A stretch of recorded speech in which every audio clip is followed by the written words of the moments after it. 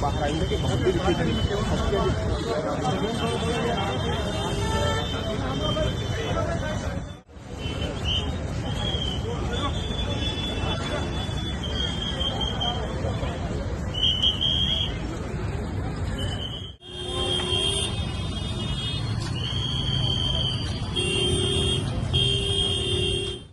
કરવામાં આવી હતી અને જેમાં પોલીસે 8 આરોપીઓની ધરપકડ કરી છે. આજે 8 આરોપીઓને લઈને પોલીસની ટીમ